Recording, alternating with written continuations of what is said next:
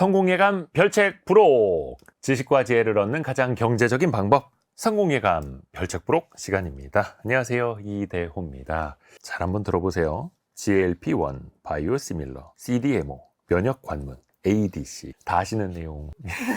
어렵습니다. 특히 제약바이오, 어떻게 보면 기술 용어일 수도 있겠습니다만 이 산업의 용어가 참 어려워요. 그런데도 우리나라에서 시가총액 5손가락 안에 드는 기업이 바로 또 삼성 바이오로직스이기도 하고요. 세계적인 기업이 또 돼가고 있죠. 투자자들의 관심도 상당히 높은데요. 하지만 한꺼풀씩 파고 들어갈수록 또 어렵기도 하고. 그래서 오늘은 이걸 준비했습니다. 진짜 하루 만에 이해하는 제약 바이오 산업을 같이 한번 또 읽어보시죠. 산업 측면에서도 또 투자 측면에서도 같이 공부가 되실 겁니다. 이 책의 저자인 LS증권 전 애널리스트로 활동을 했던 강하나 작가와 함께합니다. 안녕하세요. 안녕하세요. 초보가 읽어도 되는 네. 책이요? 네, 진짜 완전 하루 초보. 만에 이해할 수 있는? 근데 완전 초보분들은 하루 만에 이해를 하시지 못하고 하루 만에 읽되 100% 이해가 아니라 일단 한번 읽고 다시 한번 읽을 때 좀 더 이해가 많이 된다고 하시더라고요. 그래서 큰 틀에서 좀 이해를 도와줄 수 있는, 우선 제약바이오 산업 자체도 이제 우리나라의 신성장 네. 동력 산업이 되고 있습니다만 또 많은 투자자분들도 관심을 갖잖아요. 네. 근데 이쪽이 변동성이 또 엄청납니다. 네. 이거는 일단 안고 가야 하는 걸까요? 네, 어쩔 수 없는 부분이죠. 특히나 매년 실적이 성장하는 기업들도 많지 않고 워낙 적자인 기업들이 많은 분야이다 보니까 네. 어쩔 수 없이 그 부분은 어느 정도 염두에 두셔야 될 것 같고요. 네. 더 나아가서는 이게 모멘텀, 그러니까 이 바이오 기업이 언제 어떤 이벤트를 발표할지, 어떤 임상 데이터를 발표할지에 따라서 기업의 가치가 정말 많이 바뀌기 때문에 그런 것들로 인한 변동성은 어쩔 수 없는 것 같습니다. 시장에서 특히 그렇고 다른 원래 이제 주가라는 게 변동성이 큰 위험 자산이기는 한데 그 중에서도 거의 섹터 중에서 가장 크죠. 그렇죠. 변동성. 네, 뉴스 요즘엔 하나에, 특히 더 그런 것 같습니다. 소문 하나에 혹은 뉴스가 나온 다음에 네.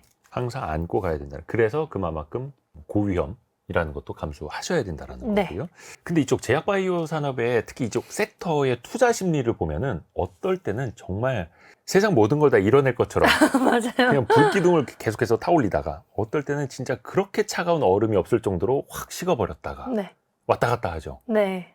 요즘에는 어떻다고 봐야 돼요? 요즘은 또 다시 좋아졌습니다. 좋아졌어요? 왜냐하면 바이오 기업들을 보시면요. 대부분의 큰 기업들의 실적 성장도 계속되고 있고 아하. 거기에 더불어서 우리나라 빅바이오텍이라고 할 수 있는 알테오젠, 리가켄바이오 혹은 ABL바이오 같은 기업들이 최근에 빅딜, 대규모 기술 이전 계약을 체결하거나 혹은 좀 임상 진전 혹은 상용화를 앞둔 사례들이 점점 많이 나오기 시작하면서 그런 것들이 결국에는 바이오도 어느 정도 안정적일 수 있구나, 바이오도 돈을 벌 수 있구나라는 그런 인식들이 요즘에 확실히 많이 생긴 것 같습니다. 그러니까 과거에는 단순히 꿈과 희망만 있었는데 네. 물론 그 밑에는 기술이 있겠습니다만 이제는 그걸로 숫자로 나타나는 실적이 있고 라이센스 아웃이라고 하는 기술 이전 수출도 네.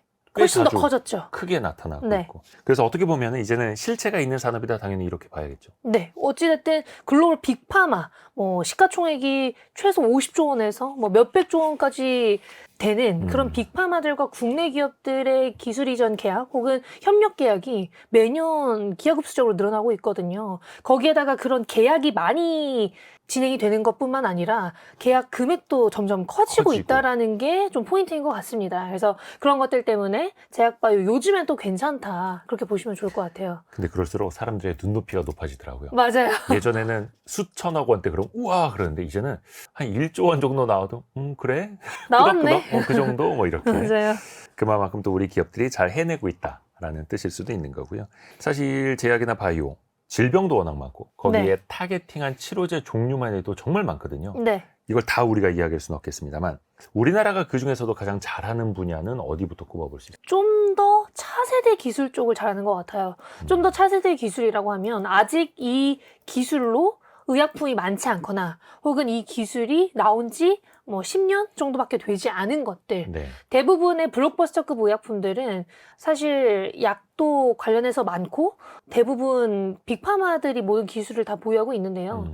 이런 차세대 기술의 경우에는 바이오텍들이 개발을 하거나 먼저 기술을 만든 경우가 꽤나 많아서 차세대 기술, 특히 그 중에서도 뭐 ADC 혹은 SC형으로 변경하는 뭐 기술이라든지 혹은 이제 뇌혈관 장벽을 투과해주는 뭐 BBB 셔틀이라든지 혹은 또 RNA 쪽에서는 siRNA 쪽, mRNA와 반대되는 역할을 하는 siRNA 쪽 이런 기술들은 아무래도 특허권의 영향도 있을 것이고 혹은 더 나아가서 조금 더 머리를 쓰는 혹은 연구자들이 개발을 해서 창업을 하는 경우가 많기 때문에 그런 경우가 우리나라에는 조금 더 많은 것 같습니다. 물론 N수, 뭐 회사의 개수로 치면 미국이나 유럽에도 많겠지만 우리나라 기업 중 이제 비율적으로 봤을 때 그런 차세대 기술을 보유한 기업들이 꽤나 많고 최근 글로벌 기업들 중에서도 조금 관심을 많이 받고 있는 기업들이 많아서 그쪽을 유독 잘 하고 있는 것 같고요.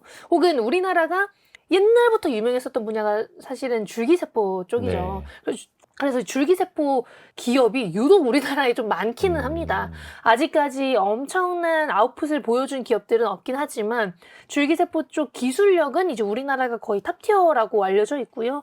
혹은 이제 제조 기반, 뭐 CMO, CDMO는 잘 아시겠지만 우리나라 바이오 1등인 삼성바이오로직스가 뭐 워낙 잘 해주고 있고 위탁 생산. 그렇죠. 그 아래 단에 있는 뭐 에스틴팜이라든지 바이넥스의 경우에도 최근에 좀 관심을 다시 많이 받고 있습니다. 그래도 어떻게 보면 우리가 바로 차세대 기술을 잘할 수 있는 동력 중에 하나가 네. 이 제약바이오 산업이 다른 나라보다 좀 작고 좀 늦게 시작을 했다 보니까 우리는 네. 바로 더 미래로 간다. 네. 차세대 기술로 바로 간다. 어떻게 이런 의미도 있을까요? 이제 늦게 시작을 했고 우리나라가 선진국이 된 지 얼마 안 됐잖아요. 네네네. 그러니까 이런 연구를 할 수 있게 된 게 이제 얼마 되지 않은 거죠. 그래서 조금 더 빠르게 남들이 하기 전에 이제 시작하신 분들도 많은 것 같고 아니면 특정 기술을 해외에서 좀 공부를 해서 한국에서 또 새롭게 찾으신 분들도 이제 좀 있는 것 같습니다. 창업도 그러하고요. 근데 그렇게 어떻게 보면 더 선보이지 않았던 신기술 가지고 네. 우리나라가 미국의 유럽의 빅파마들과 또 이제 계약을 하고 네, 있는 기술 맞습니다. 수출을 하고 있는 그런 상황까지 또 와 있고요. 아까 잠깐 삼성바이오로직스 이야기를 해주셨는데 삼성바이오로직스 CDMO라고 해서 이 제약품을 위탁 생산 네. 혹은 개발해주는 회사인데 얼마 전에 큰 이슈가 있었습니다. 인적 분할을 하겠다. 네. 그러니까 회사를 두 개로 좌우로 쪼개겠다라는 네. 발표를 했어요. 어떻습니까? 전문가 입장에서 볼 때. 과연 필요한 걸까요? 적절한 판단이었을까요? 어떻게 평가해요? 뭐 좋게 얘기하면 이제 TSMC처럼 내 고객과 경쟁을 하지 않겠다. 뭐 이런 논리로 다가가면 네. 이해상충 우려가 해소가 되기 때문에 굉장히 좋게 보시는 분들도 있는 것 같습니다.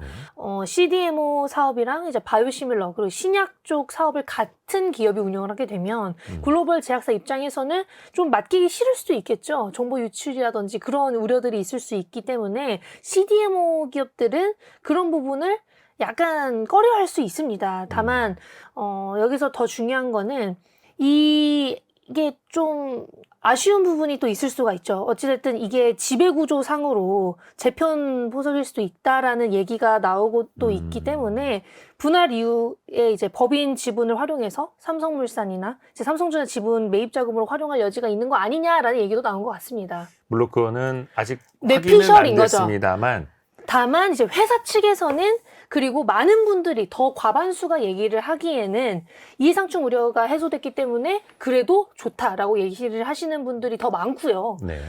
경쟁력이 강화가 될 수 있죠. CDMO 기업이기 때문에 투자를 하신 분들이 더 많아서 삼성바이오로직스는 그냥 CDMO 기업이기만 해라고 생각을 하셨던 분들이 더 많았었어요. 왜냐면 바이오시밀러 때문에 삼성바이오로직스에 투자하신 분들은 거의 없는 걸로 알고 있거든요. 그래서 그런 관점으로 봤을 때 투자 구조나 이제 수익성이 CDMO 쪽이 바이오시밀러 대비 훨씬 좋기에 확실하게 이렇게 인적 분할을 하는 건 장기적으로 오히려 좋을 수도 있지 않을까? 저는 그렇게 또 생각을 하고 과반수가 그렇게 생각을 하고 있는 상황이긴 합니다. 그래서 그 CDMO 위탁 생산 부분이 한 65% 그리고 바이오시밀러 일종의 네. 뭐 복제약 같은 거 그렇죠. 이쪽 개발하는 회사가 35%의 비율로 이제 분할이 되는 건데 일단은 고객과 경쟁하지 않겠다라고 해서 제조 부문과 개발 부문을 다른 회사로 그쵸. 떼내겠습니다라고 하는 건데 이제 한국 시장 특유의 뭔가 기업 지배구조 개편에 따른 트라우마가 남아있다 보니까 맞아요. 회사 측의 이야기를 아직은 100%다 신뢰는 못하는 상황. 네. 이것도 나중에 회사 측에도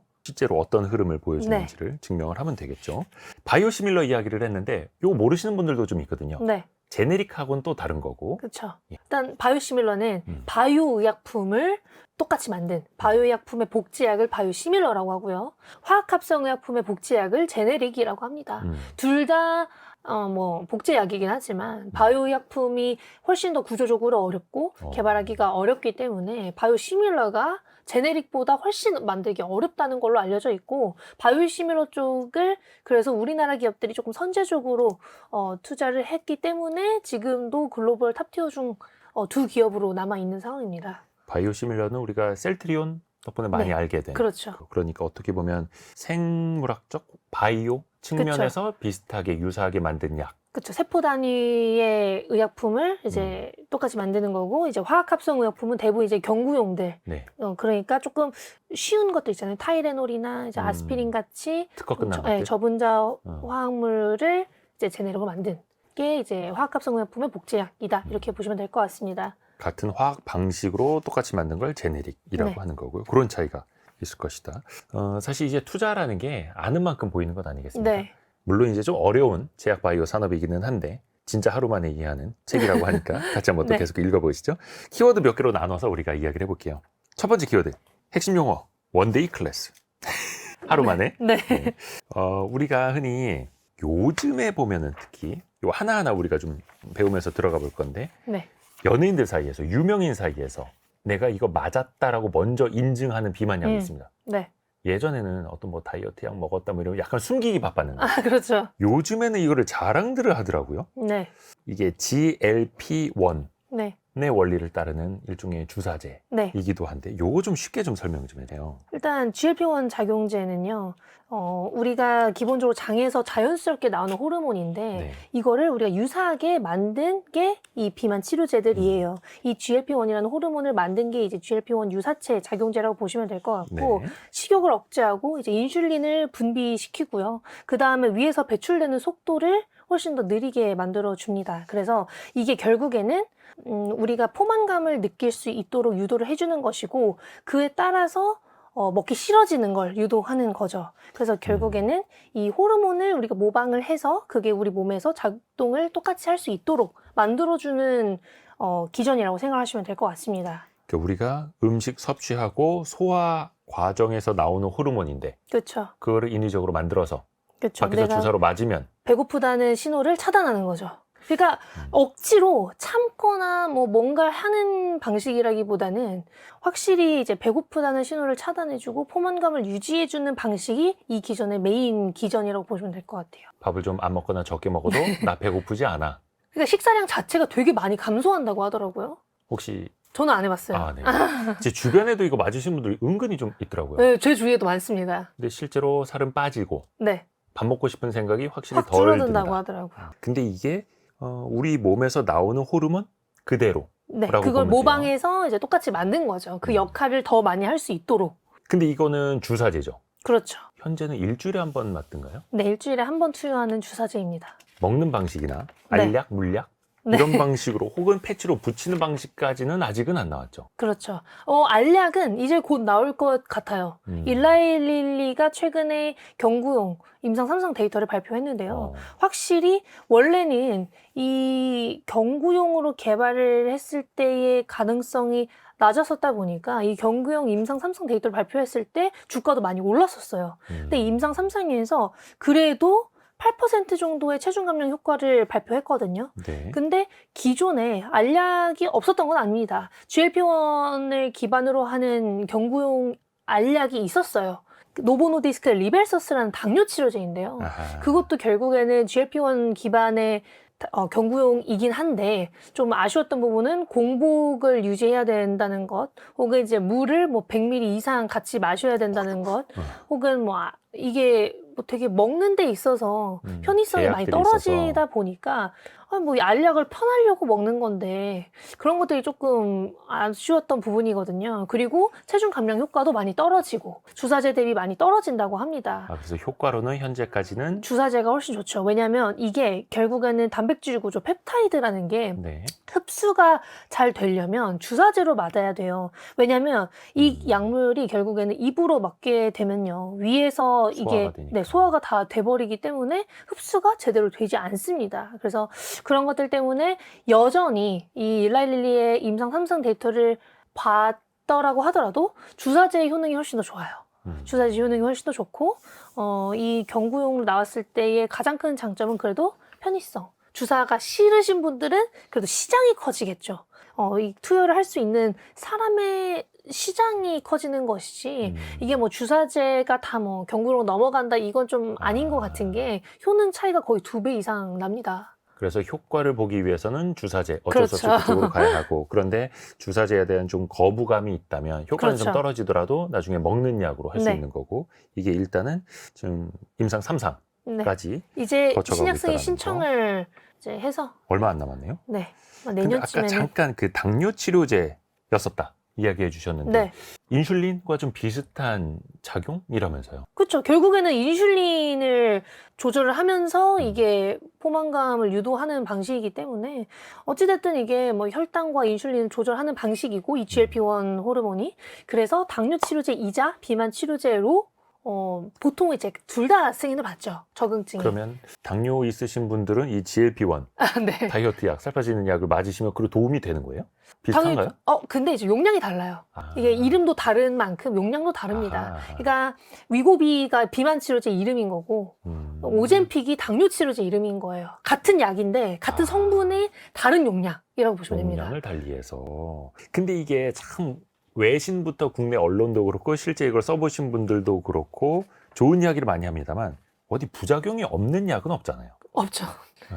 근데 부작용이 그래도 효과 대비해서는 진짜 낫다는 얘기가 엄청 많습니다. 뭐 메스꺼움, 설사, 뭐 혹은 이제 속이 더부룩한 거 이런 것들은 그래도 우리가 어느 정도 다 이해할 수 있는 수준의 부작용이다 이렇게 얘기가 나옵니다. 어쨌든 이게 위 배출 속도가 느려지는 기전인 거잖아요. 그러니까 포만감은 오래 가는데 위가 답답하거나 이제 더부룩하기도 한 거죠. 그래서 그런 것들이 뭐 어느 정도의 안 좋은 부작용이 될 수 있는 거고, 혹은 이제 더 나아가서 이제 장 운동이 조금 억제가 되기 때문에 그게 또 이제 일시적인 소화 이상으로도 이어질 수는 있습니다. 예전만큼 활발한 거는 네, 아닐 아니기 수 때문에 있다. 그걸 또 인위적으로 또 만드는 거기 때문에 이게 참 살 빠지느냐? 어떻게 보면은 왜 그런 거 있지 않습니까? 예뻐진다, 머리 네. 똑똑해진다, 그 다음에 머리털 난다, 네. 살 빠진다. 이거는 정말 글로벌 블록버스터 다 되는 거라고 맞아요. 생각을 하는데 그만큼 시장이 크다는 거죠.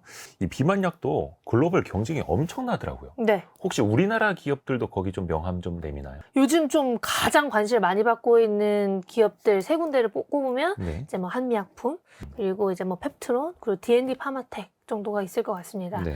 네, D&D 파마텍의 경우에는 최근에 어느 정도 장기 지속형이 될 수 있는 주사제의 임상 데이터를 발표하기도 했고, 거기에 더 나아가서 경구용도 지금 개발 중이고요. 물론 D&D 파마텍이 메세라라는 글로벌 기업의 라이선스 아웃을 하면서 그 기업이 판권을 보유하고 있긴 하지만 당연히 원 개발사는 D&D 파마텍이기 때문에 이제 같이 영향을 받고 있습니다.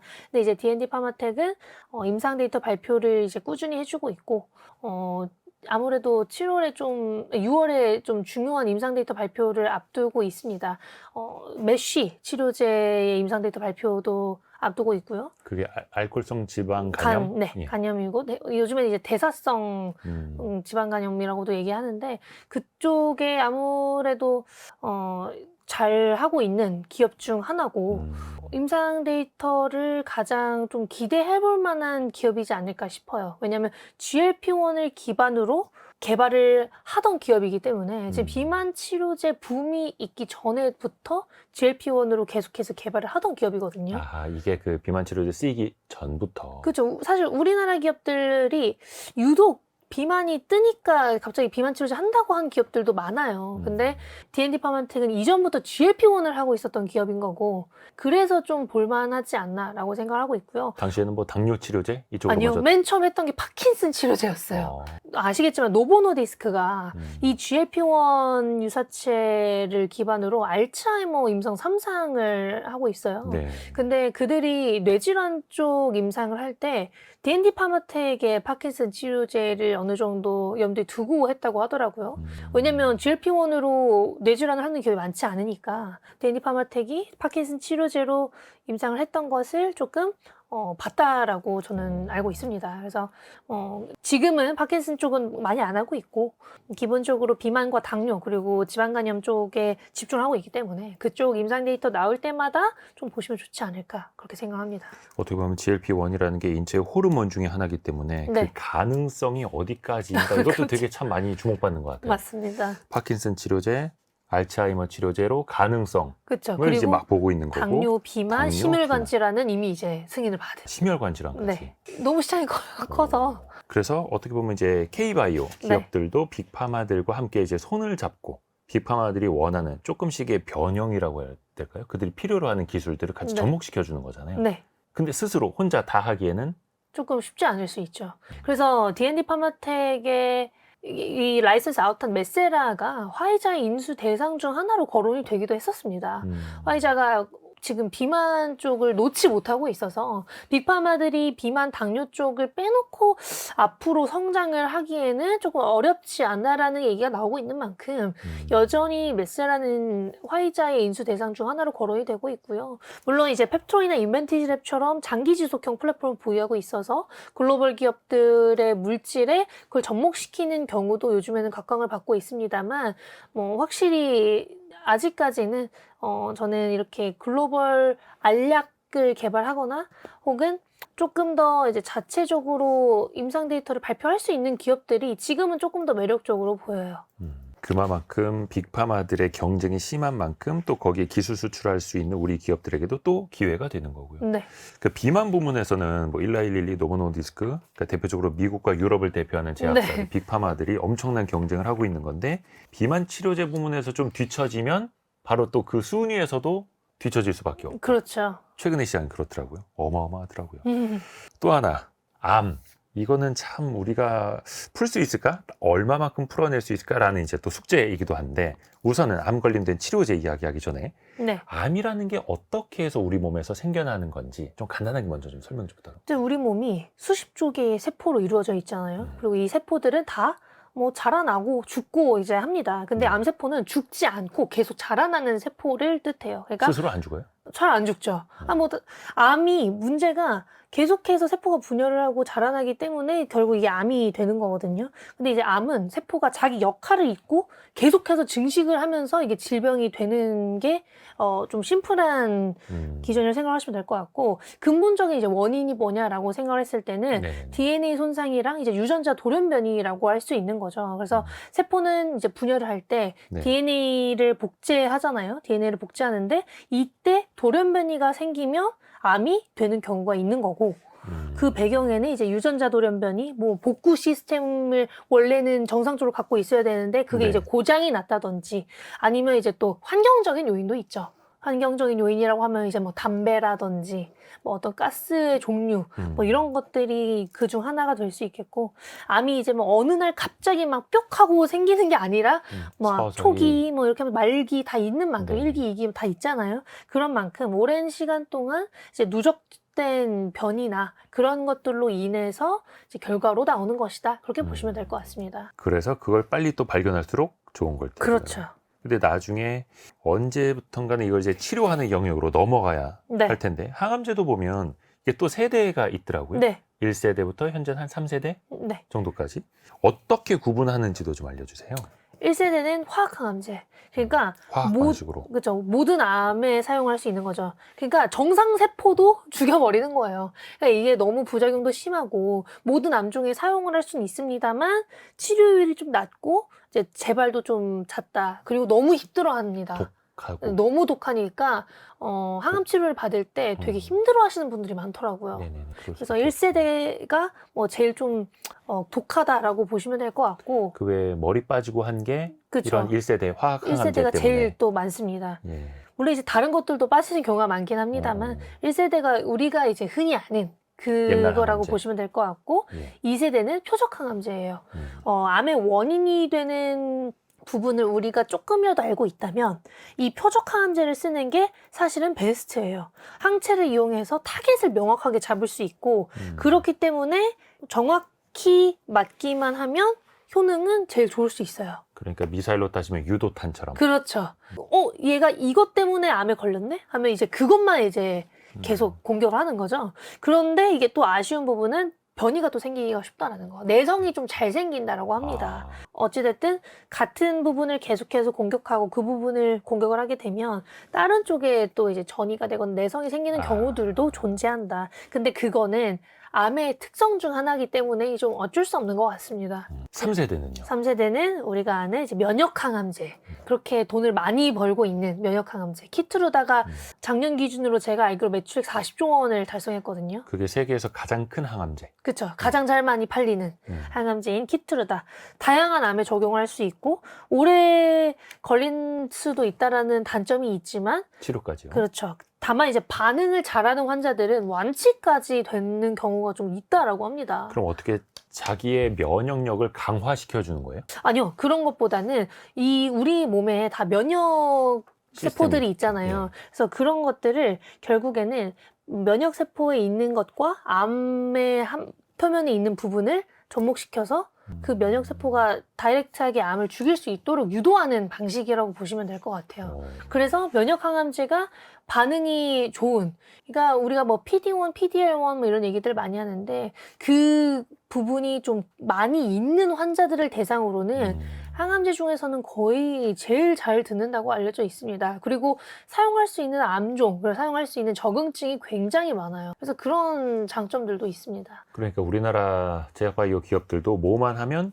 키트루다와 병용, 맞아요. 키트루다와 함께 투여했을 때 이런 식으로 해서 맞아요. 계속 뭔가 짝꿍을 지어서 가는 게 그쵸. 워낙 키트루다가 잘 되니까 그런 거예요. 그쵸. 다만 이 키트루다도 당연히 한계점이 있잖아요. 예. 모든 암종이 사용할 수 있는 것도 아니고 뭐 적응증이 10개가 넘는다고 하지만 모든 암종이 사용할 수 있는 것도 아니고 거기에다가 반응을 하지 않은 환자들도 꽤나 많기 때문에 그 환자들의 반응을 하게끔 만들려면 키트루다와 병용을 해서 그 효과를 극대화시켜야만 하는 거죠.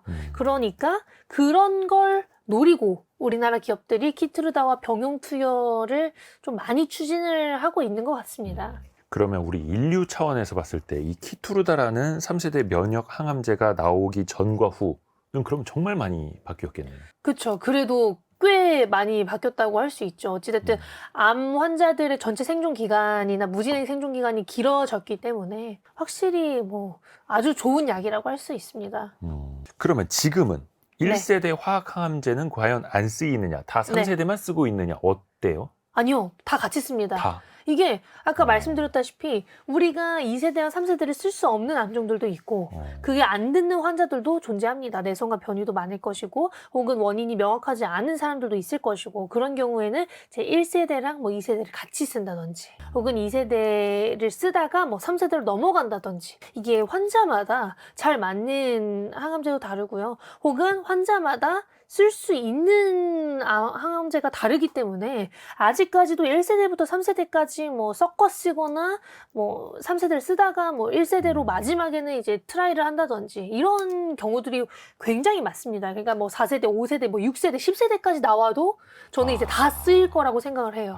우리가 자동차나 스마트폰 같은 건 이제 9세대, 9형 모델은 그쵸. 안 좋은 걸로 보는데 특히 항암제 측면에서 보면 여전히 1세대가 필요할 수도 있는 그렇죠. 거고 계속 같이 쓰일 수밖에 없다. 그러면 4세대, 5세대에도 나옵니까? 어떤 것들이 예를 들어서 될까요? 요즘에는 또 이제 뭐 mRNA 암 백신도 얘기가 나오고 있는 경우도 있고 혹은 뭐 더 나아가서 나중에는 뭐 다른 타겟을 찾아서 한다고는 하는데 이게 뭐 4세대, 5세대도 기본적으로 특정 기술을 활용하는 경우가 많아요. 그러니까 최근에 나온 기술로 치면 이제 뭐 방사성의약품 같은 경우에도 결국에는 표적 항암제 중 하나인 거거든요. 네. 표적을 기반으로 하는 항암제인 건데 뭐 방사성의약품이 나온 지 또 얼마 안 됐거든요. 그러니까 이게 늦게 나온다고 뭐 4세대, 5세대는 아니고 진짜 완전히 새로운 게 나와야만 합니다. 새로운 기술로. 근데 이제 그러기가 쉽지 않죠. 그러려면 진짜 엄청난 뭐 임상 데이터가 발표가 된다든지 완전히 새로운 기술이 발표가 돼야 되는데 그러기는 이제 아직은 쉽지 않은 것 같습니다. 잠깐 그 mRNA 네. 언급해 주셨는데 우리 코로나 때 그 모더나의 백신 네. 맞았던 게 그 대표적인 거잖아요. 그렇죠. 혹시 암도 과연 백신이 가능할까? 네. 물론 이제 자궁경부암 쪽에서는 백신이 있다고는 하는데 네. 이게 조금 더 많아질 수는 있을까요? 다양한 암종으로? 근데 자궁경부암은 명확한 바이러스가 유발을 한다라는 게 알려져 있어요. 그러니까 암은 원인이 바이러스는 아니잖아요, 원래. 그래서 뭐 암 백신을 만들긴 좀 어려울 수 있습니다. 이제 이 위암이나 이제 대장암 같은 경우에는 또 심지어 염증이나 이제 생활 습관, 유전인 경우도 많아서 뭐 암 백신을 만드는 게 조금 어려울 수 있을 것 같고요. 그리고 환자마다 이제 항원이 좀 다르고 그런 게 이제 맞춤형을 필요로 하는 요소이기 때문에 시간은 조금 걸릴 수 있습니다. 다만 최근에 이제 mRNA 암 백신이 많이 나오고 있기는 해요. 모더나, 뭐 바이오엔텍 다 개발 중인데 개발 중. 이 mRNA가 우리 세포 안으로 이제 들어가고 세포가 이걸 읽고 그 다음에 표적 단백질인 항원을 이제 만듭니다. 그 다음에 이 면역계가 이 단백질을 적으로 인식을 하고 그걸 이제 훈련시키면요. 네. 그게 결국에는 실제 바이러스나 암세포가 왔을 때, 생겼을 때 신속히 제거를 할 수 있게 해주는 방식인 거죠. 그러니까 심플하게 바이러스랑 똑같이 작동을 하게 이 백신을 만드는 거예요. 그런데 어렵죠. 아직은 이제 개발 중인 상황이고, 다만 이제 흑색종 같은 경우에는 최근에 임상 데이터가 되게 잘 나왔다는 걸로 알고 있습니다. 그래서 그래도 뭐 내년, 내후년에는 어느 정도의 결과를 확인할 수 있지 않을까 기대를 하고 있습니다. 아직 완벽한 암 백신은 아직은 있기가 없다. 좀 어려운 거고 최고의 암 백신은 그거 아닙니까? 건강한 생활 습관. 맞습니다. 담배 안 하고 운동 맞아요. 자주 하고 좋은 음식 먹고. 혹시 항암제가 아예 들지 않는 암도 있을까요? 그렇죠. 뭐 췌장암 이런 경우에는 우리가 찾을 때도 너무 늦게 찾아버려요. 거의 췌장암 환자분들은 말기에 이제 발견이 많이 되거든요. 몸에 중앙에 있어가지고 크기가 커질 때까지 발견을 못해요. 건강검진을 해도? 좀 늦게 발견이 되죠. 그래요? 근데 이게 증상도 또 못 느껴요. 거기에다가 암종에 대해서 투자도 다른 암종 대비 덜 들어갑니다. 빅파마들이 시장성이 훨씬 큰 폐암이나 뭐 그런 암종에 투자를 하고 싶어 하지 췌장암에 뭐 그만큼의 돈 또 투자하지 않거든요. 왜 그럴까요? 치료제도 마땅한 게 없는데. 이제 시장이 그래도 훨씬 작으니까. 근데 이제 췌장암 자체 뭐 당연히 그래도 개발을 하고 있는 기업들은 굉장히 많습니다. 다만 이제 췌장암이 진단을 하기도 조금 어렵고 치료 아직 항암제도 뭐 마땅치 않고. 그리고 이제 간암의 경우에는 악화되기 전까지 별 여기도 증상이 없다라는 점도 없는 건데 간암의 경우에는 생각보다 수술이 더 낫다라는 얘기들도 많더라고요. 그냥 떼어내는 게 더 효과가 좋다라는 얘기들도 많고. 간은 얼마나 떼어내도 살 수 있나요? 몇 %인지 제가 정확히는 모르는데 네. 네, 그래도 떼는 게 낫다라는 얘기들도 많습니다. 물론 최근에 옵디보가 간암 항암제로 승인을 받긴 했습니다만 이게 뭐 간암 항암제로 만들어진 건 아니잖아요. 그냥 면역 항암제를 만들었는데 간암에도 병용 투여했을 시 효과가 좋다 이거기 때문에 그냥 적응증 확장이 된 정도. 근데 이제 간암을 위한 혹은 이제 췌장암을 위한 항암제는 이제 많지 않다. 이렇게 보시면 될 것 같아요. 췌장암이 진짜 많이들 걱정은 하십니다. 스티브 잡스가 이것 때문에 맞아요. 돌아가셨잖아요. 그래서 이게 잘 발견이 또 안 된다고 해서. 네. 그러면 이거는 그냥 운에 맡겨야 하는 영역인가 싶기도 한 거고요. 그쵸. 어느 정도는. 그리고 뭐 검사를 좀 상세하게 하면은 이제 찾아낼 수 있다고 하는데 그게 또 어려우니까. 그러게요. 그래서 우리가 정복해야 할 분야가 참 아직 많이 남아 네, 있습니다. 맞습니다. 또 하나, 치매도 아직 우리 인류가 네. 풀어야 할 숙제잖아요. 근데 치매도 뭔가 치료제라고 해야 돼. 개발을 여기저기서 많이 하고 있죠. 네, 많이 하고 있습니다. 좀 어느 정도까지 와 있어요? 근데 치매는 실제로 뭐 승인된 약물들이 뭐 근 2, 3년 사이에 많이 되긴 했습니다만 그런데 이게 너무 비싸기도 하고 치매, 이 알츠하이머, 치매 중에서 특히 알츠하이머의 경우에는 원인이 또 명확하지가 않아요. 그러니까 뭐 아밀로이드 베타 때문이다, 타우 단백질 때문이다 이런 얘기들은 많은데요. 원인이 명확하지 않고 이 아밀로이드 베타나 타우 단백질을 없앤다고 해서 이게 나아지는 것도 아닙니다. 어느 정도의 진전은 막아줄 수 있고 약간은 나아질 수 있는데 이게 뭐 완치가 되거나 엄청난 효과를 보이는 건 또 아니에요. 그러니까 이것도 초기에 좀 발견이 돼야 된다라는 단점이 있는데 치매도 증상이 나타나기 전부터 이미 뇌세포가 파괴되기 시작하고 퇴화가 시작을 한다는 단점이 있는 거죠. 그래서 이게 어찌됐든 알츠하이머도 원인이 명확하지 않기 때문에 치료제도 명확히 나올 수가 없다라는 단점이 있는 것이고 암처럼 이게 치료를 하기 좀 어려운 부분은 뭐냐면 이게 이미 병원을 찾을 때 내가 이미 깜빡깜빡하고 기억력이 많이 안 좋아졌을 때는 이미 뇌세포가 뭐 많이 손상이 되어 있는 상태라서 그걸 살릴 수가 없어요, 뇌세포. 그러니까 젊은 시절로 되돌릴 수 없듯이 그렇죠. 뇌의 일종의 노화이기도 해서 그러니까 그렇죠. 치매가 진행되는 정도만 늦출 뿐 다시 맞아요. 건강이 되돌리는 건 현대의학으로는 안 되는 거고. 그렇죠. 여전히 이것들을 다 가설이라고 합니다. 근데 그래도 뭔가 진행을 늦추는 약까지는 나와 있는. 그렇죠. 이것도 참 우리가 풀어야 할 네, 맞습니다. 풀어야 할 숙제입니다. 왜냐면 우리나라 이제 초고령 사회 되고 하는데 또 걱정 많이 들지 않습니까?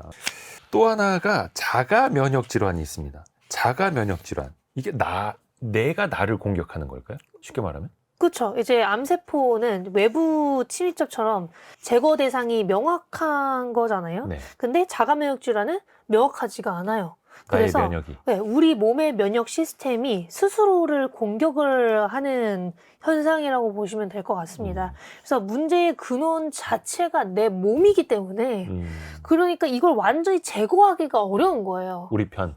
그렇죠. 내 편인데 날 공격하네. 약간 이런 느낌이니까 아군이 나를 공격해서. 맞나? 이렇게 하면서 이게 완전히 제거를 하기 어려워서 그래서 완치보다는 이제 조절을 하고 계속 가서 관리를 하는 게 이제 주류라고 보시면 될 것 같아요. 그 자가 면역 질환 대표적인 건 어떤 것들이 있을까요? 뭐 류마티스 관절염도 있고요. 쿠른병, 뭐 아토피, 아니면 이제 뭐 건선 이런 것들이 다 좀 시장성이 큰 자가 면역 질환입니다. 그래서 이런 것들은 완치가 어렵다라고 한 게 그런 이유예요. 그렇죠. 그냥 평생 복용을 하고 사는 게 조절을 하면서. 네, 조절이 되니까 그냥 평생 복용을 하는 걸로 이제 다들 생각을 하는 것 같습니다. 그럼 아토피도 그렇고 크론병도 그렇고 류마티스 관절염도 그렇고 네. 그러면 자가 면역 질환 치료제라고 표현을 해야 될까? 이런 거 이제 뭐 복용을 하면서 하면은 그래도 일상생활 하는 데는 큰 무리는 불편은 없죠. 없이 네. 이거는 일종의 염증? 이라고 그쵸. 봐야 되는 거예요? 그쵸. 염증이라고 보셔도 될 것 같아요. 어찌됐든. 우리가 왜 병원 가면 정말 많이 듣는 이야기가 염증 생겼다는 거잖아요. 그쵸. 온몸에 어디든. 네네. 근데 이게 또 염증이 때로는 좋은 역할을 해준다라고 하고 심각하면 또 이게 문제가 되는 거잖아요. 그쵸. 이 개념이 좀 어떻게 되는 거예요? 그냥 이 염증이라는 것 자체가 내 몸이 자체적으로 계속해서 좀 힘들어하는 혼자 그냥 전쟁이 일어나는 거죠. 혼자 전쟁이 일어나는데 내가 할 수 있는 것도 없고 서로 싸우는 거예요. 걔네. 몸속 어딘가에서 계속 이제 일회성 전투가 막 벌어지는 네, 거예요. 자기들끼리 싸우는 거예요. 음. 근데 내가 내 몸인데 이거 뭐 딱히 할 수 있는 게 없잖아요. 내 그걸 다 컨트롤을 하게 되면 네. 필요한 부분까지 문제가 생길 수도 있고 네. 그러니까 이게 좀 어려운 것 같습니다. 뭔가 염증이 생겼다라는 건 내 몸이 뭔가를 이제 방어해주고 있다. 네, 맞아요. 라는 좋은 신호이기는 한데 그게 이게 이제 만성되면 또 계속되고 안 있고. 되는 거고 네, 항상 어딘가에선가는 뭐 위험도 그렇고 그렇죠. 그게 그게 또 너무 좀 그렇죠. 아쉽죠. 이제 투자의 영역으로 좀 넘어가 볼까요? 네, 다음 키워드는 실전 투자인데 간혹 옆에서 좀 들립니다. 누가 어떤 제약주에 어떤 바이오주에 투자를 해서 네, 5배를 벌었다더라. 네, 2배, 3배를 벌었다더라. 네, 종종 들리거든요. 네, 초보 투자자분들은 거기에 또 혹할 수 있을 것 같아요. 네. 근데 사실 그게 아니면 바이오에 투자를 안 하신다는 분들도 많은 것 같아요. 굳이? 이런 분들도 꽤 많더라고요. 이게 뭐 배당주도 아니고 내가 바이오로 어. 2배를 못 벌 거면 왜 바이오를 하냐? 이런 분들도 있더라고요. 솔직하네요. 근데 사실 맞잖아요. 그러면은 사실 실적이 따박따박 나오고 좀 돈이 많은 그런 기업에 투자를 하는 게 사실 제일 안전한 건 우리도 압니다만 그래도 이제 공부를 하면서 바이오가 좋을 거다 혹은 기대감이 있을 수 있겠다라는 생각이 들고 그리고 또 이게 좀 한번 아파보신 분들은 바이오를 되게 공부를 해보시면 이쪽에 투자를 해야겠다는 생각을 많이 하신다고 하더라고요. 그래서 그 관련된 신약을 개발하는 회사 인터뷰나 그 대표님 인터뷰 영상 밑에 그런 댓글이 많이 달려요. 맞아요. 우리 가족 중에 누가 있는데 아니 내가 뭐 이 항암제 꼭 좀 투여했는데 개발해 주세요. 이 뭐 간절함이죠, 사실은. 맞아요. 근데 또 그게 또 투자로도 이어지고 있고. 근데 사실 변동성이 크다 혹은 큰 수익을 노릴 수 있다라는 거지. 확률로 따지면 또 높지 않잖아요. 근데 이게 또 어려운 게 예. 돈을 벌고 실적이 나오는 회사라고 해서 그 회사들의 주가가 또 잘 가는 건 아니거든요. 그러니까 바이오라고 해서 안 가는 건 아니라는 거죠. 무조건 뭐 돈을 버는 기업들이 더 시가총액이 크고 더 잘 간다? 이런 게 요즘에는 없어진 것 같아서 이 기업의 기술이나 이 기업이 확실한 임상 데이터를 갖고 있으면 혹은 이미 이 기업의 기술을 어느 정도 컨펌해준 빅파마들 혹은 글로벌 바이오 기업들이 있다면 나보다 더 전문가들이 인정을 해준 건데 괜찮지 않을까 이런 생각들도 갖게 되는 것 같습니다. 세계적인 기업들이 이미 기술을 사갔다라는 네. 건 어느 정도 검증이 됐다. 그렇죠. 그리고 또 그 기업들이 또 뭔가 새로운 걸 하면은 아예 무에서 시작하는 기업보다는 조금 더 그래도 가능성 높을 것이다. 또 이런 식으로 유추를 하는 거고요. 그렇죠. 다만 이제 제약바이오 투자는 이게 모 아니면 도일 수 있는데 네. 그 도가 백도일 수도 있다. 네. 고위험입니다. 그렇죠. 초고위험. 감안을 좀 하셔야겠고. 왜 우리나라 대부분의 산업이 사이클을 좀 타지 않습니까? 네. 반도체도 사이클이 있고 조선철강도 사이클이 있듯이 네. 제약바이오는 뭔가 좀 급성장하는 주기랄까? 그런 게 좀 있을까요? 있어요. 근데 뭐 이렇게 몇 년마다 한 번이다라기보다는 일반적인 산업 사이클은 아니고. 네, 그런 산업 사이클이라기보다는 정말 서프라이징한 엄청난 임상 데이터가 발표가 됐을 때 혹은 정말 혁신적인 기술이 처음 나왔을 때 이럴 때가 글로벌 빅파마들이 라이선스 딜이나 M&A를 또 급격히 많이 하면서 사이클이 한 번 더 도는 시기이기도 합니다. 근데 이제 최근으로 따지면 그게 또 이제 비만 쪽인데요. 비만 당뇨가 혁신적인 기술은 또 아니잖아요. 이 GLP-1 유사체는 싹센다 때부터 되게 오래전에 나왔던 타겟인데 최근에 이렇게 핫해질 수 있었던 이유는 첫 번째, 이 타겟으로 훨씬 더 좋은 효능에 훨씬 더 좋은 임상 데이터가 나왔기 때문인 거예요. 이렇게 정말 좋은 임상 데이터가 나와버리고 더 좋은 기술로 나와버리게 되면 이 시장 전망치가 급격히 올라가면서 시장 사이즈가 확 커지는 거죠. 그러니까 그때 빅파마들, 바이오텍들이 관련된 기업들부터 시작해서 좀 사이클이 시작이 되는 경우도 있고 혹은 이제 10년도 넘었지만 키투르다가 처음 나왔을 때 네. 면역항암제라는 게 나오면서 와, 면역항암제라는 게 이제 이렇게 많은 암종, 적응증 확장이 너무 잘 되고 매출도 기하급수로 올라가고 그런 경우에 사이클이 한번 시작이 됩니다. 그때 우리나라에서도 우리도 면역 항암제 개발할 겁니다 라고 하면 바로 막 주가 급등하고 그쵸. 그랬었죠. 계획만으로. 코로나 때도 그랬고. 그래서 이게 딱 큰 게 하나 나와줘야 되긴 해요. 의약품이라든지. 일종의 좀 붐? 바람? 그런 붐이 하나 딱 있어주면 그게 오래 가더라고요. 사실 지금 비만도 되게 오래 가고 있거든요. 왜냐면 바이오의 특성상 한 번 투자를 하면 그 기간이 되게 오래 갑니다. 이게 유지가 돼요. 트렌드가 생각보다 오래 유지가 되는 산업이 바이오 산업이기 때문에 빅파마들이 뭐 M&A나 라이선스 계약을 몇 조 원씩 뭐 몇 개나 하고 그걸 뭐 바로 다른 트렌드를 바꾸진 않을 거 아니에요.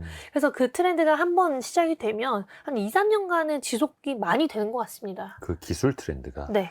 짧게 보면 시장의 투자자들의 분위기, 심리 네. 그렇게 또 타고 가는 것일 수도 있는 거고요. 네. 예전에 2017년이었나요? 한미약품이 이제 네. 조 단위 수출 계약 맺었을 때 전반적으로 또 이 제약바이오 투자 심리가 좋아졌었잖아요. 그렇죠.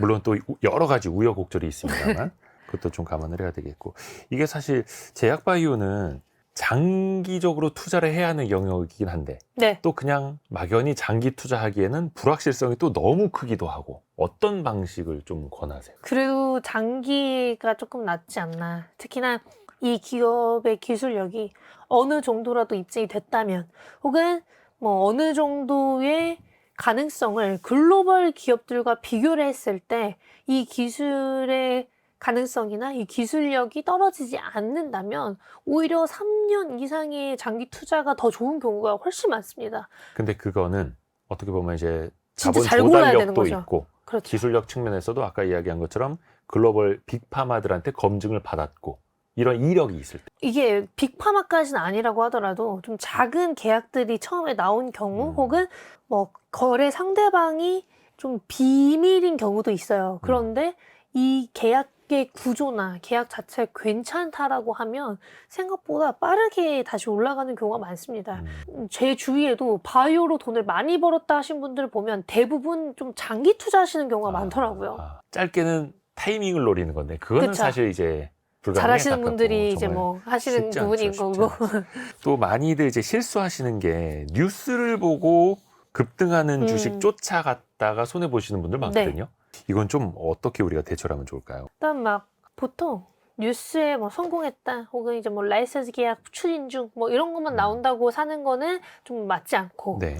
어느 정도 이 기업이 보유하고 있는 기술력이 어느 수준인지 정도는 그래도 인지를 하고 요즘엔 또 뭐 챗GPT도 잘 나와 있잖아요. 네. 그래서 거기서 내가 정확히 궁금한 것, 정확히 확인해야 되는 거라도 찾아보고 투자를 하시는 게 맞는 것 같습니다. 근데 이게 용어도 어렵고 사실 강하나 작가 같은 경우는 이제 전문 애널리스트고 네. 관련된 공부도 지금 대학원인가요? 네네. 하고 있고 그러니까 이제 전문가의 영역에 있는데 일반인들이 보기에는 이게 제약바이오도 타겟마다 다르고 어떤 방식, 기술 방식마다 다 다르고 너무 하다 많죠. 보니까 그렇다고 그 수십 가지를 다 우리가 꿰고 있을 수는 없는 거고 네. 그러다 보니까 내가 아는 한두 개 기업이나 내가 아는 한두 개 기전에 그냥 깊이 빠져들어가 있어서 근데 이게 또 좋은 건지 또 너무 리스키한 건지 저 너무 리스키한 헷갈리더라고요. 것 같아요.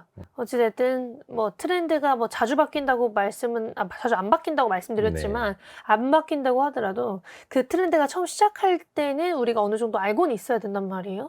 근데 기술이 너무 많으니까 그걸 우리가 어느 정도는 그래도 큰 틀에서는 알고 있어야 되고 어떤 흐름인지는 알고 있어야 되고 빅파마들이 최근에 어떤 분야에 관심이 많은지도 알고 있어야 되는데 그렇게 한 가지에만 몰두를 하게 되면 그게 이제 어렵죠.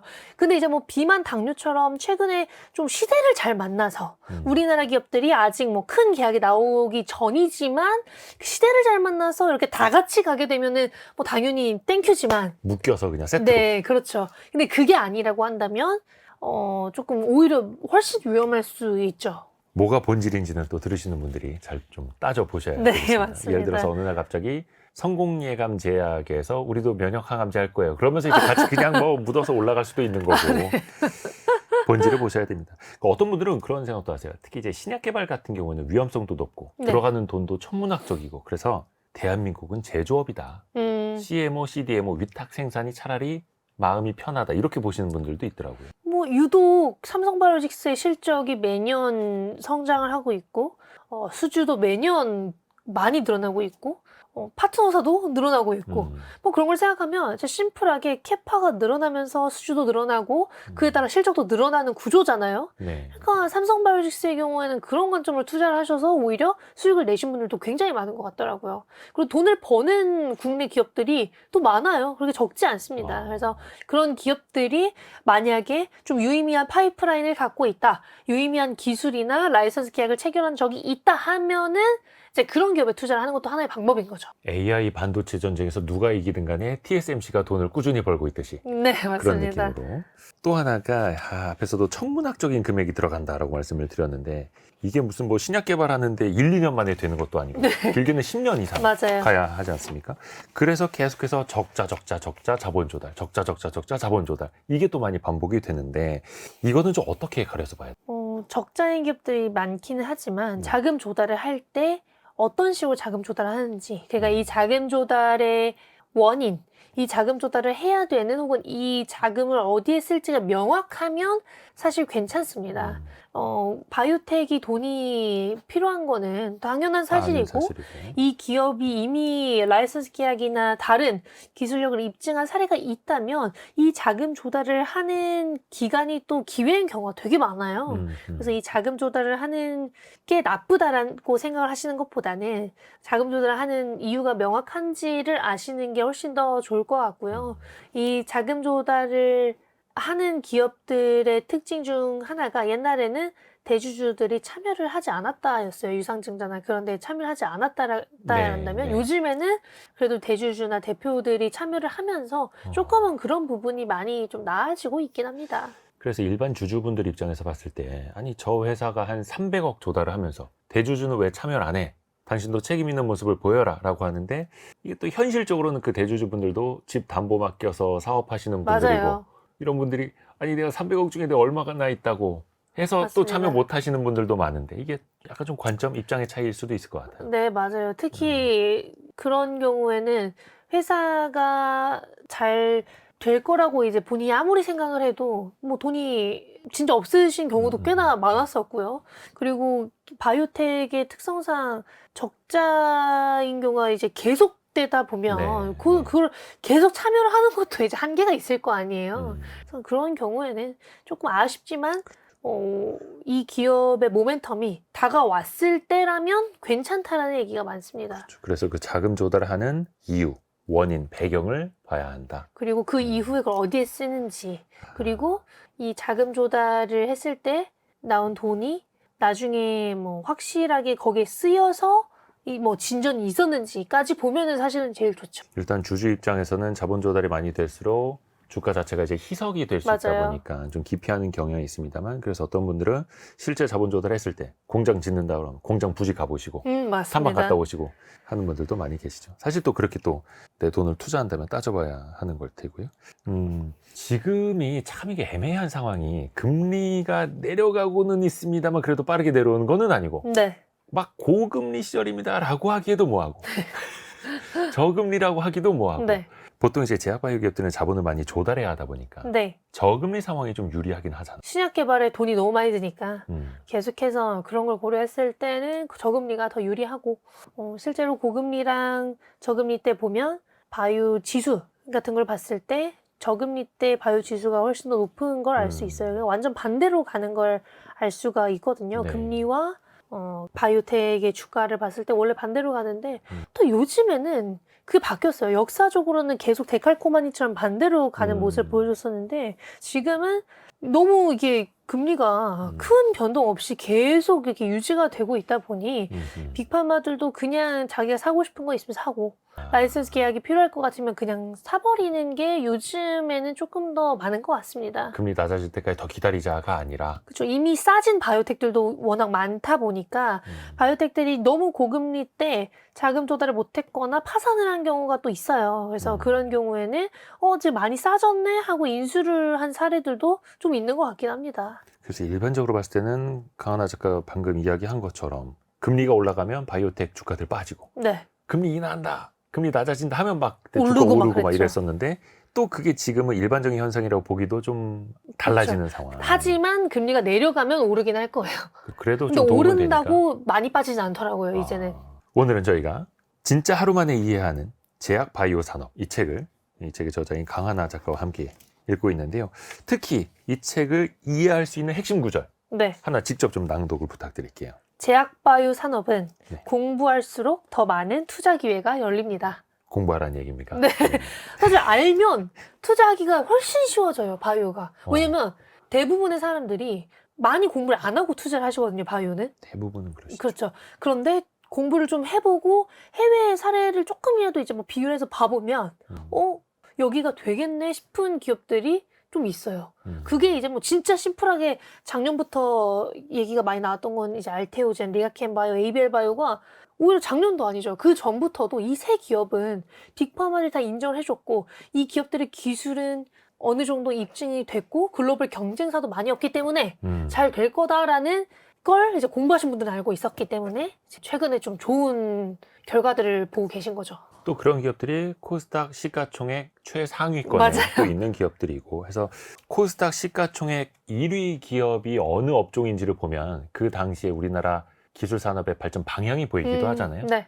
예전에는 뭐 LED 전구 만드는 회사 혹은 사교육 업체가 1등이었던 때도 있고 2차 전지나 반도체 소부장이 1등이었던 때도 있고 최근에는 이제 바이오 기업이 맞아요. 1등을 하고 있으니 이 방향이 또 어느 쪽으로 가고 있는지 보여주실 거예요. 오늘은 저희가 강하나 작가와 함께 진짜 하루 만에 이해하는 제약 바이오 산업을 읽어봤습니다. 도움 말씀 고맙습니다. 감사합니다. 감사합니다. 별의별 이야기를 책을 통해서 나누는 별책 부록 마칠 시간이고요. 월요일 아침 9시 5분에 다시 찾아뵙습니다. 성공의 감은 오늘도 여러분을 응원합니다.